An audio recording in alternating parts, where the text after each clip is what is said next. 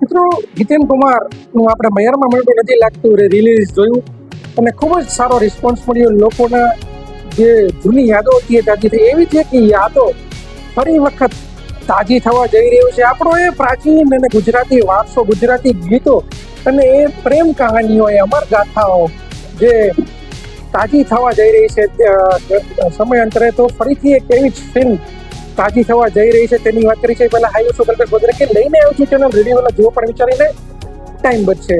મિત્રો હિતેન કુમાર અને રાજલક્ષ્મીની super duper hit film એટલે કે મેં તો પાલવડે બાંધી છે પ્રીતની. મિત્રો ગુજરાતી પિક્ચરમાં હિતેન કુમારે ખૂબ જ ઘણી બધી હિટ ફિલ્મો આપેલી છે અને તેનો અભિનય અને તેમની સ્ટોરીઓ લોકોના હૃદયમાં આજ સુધી રાજ કરી રહી છે. તેમજ ગુજરાતી ગીતોની ભરમાર, જે ગીતો આજ સુધી લોકોના દિલમાં રાજ કરે છે, આજ સુધી લોકોના ઘરમાં વાગે છે, એવા ગીતો સાથેની એક એવી ફિલ્મ કે મિત્રો એક પ્રેમની ફિલ્મ, પ્રેમ લવ સ્ટોરી, એક અલગ લવ સ્ટોરી.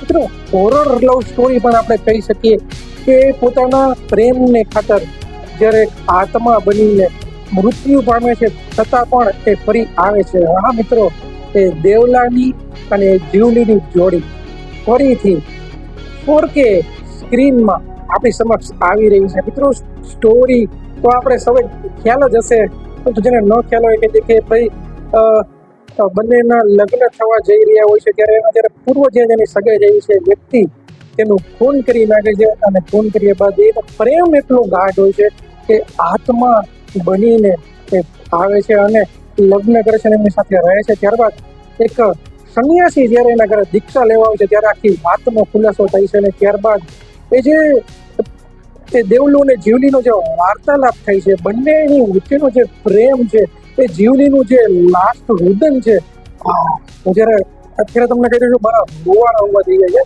એટલો ખતરનાક અભિનય અને એટલું ખતરનાક સ્ટોરી જે બનાવી છે ને જે ફિલ્મ જે છે ખરેખર આપણો ગુજરાતી વારસો જે આપણો છે પકડી રાખે છે. એટલી જબરજસ્ત ફિલ્મ રિલીઝ થવા જઈ રહી છે તો વિથ ફેમિલી ભાઈ, કેમ કે આપણા બાળકોએ આ ફિલ્મ નહીં જોઈ હોય. મેં તો થિયેટરમાં જોયેલી છે, મને યાદ છે, પરંતુ આપણા બાળકોએ આ ફિલ્મ નહીં જોઈ તો એમને પણ એ અનુભવ, એ આપણી શ્રેણીનો અનુભવ ફરીથી એ કરે કે જે ખરેખર એકચ્યુઅલમાં આપણું ઢોલીવુડ હતું એ શું હતું.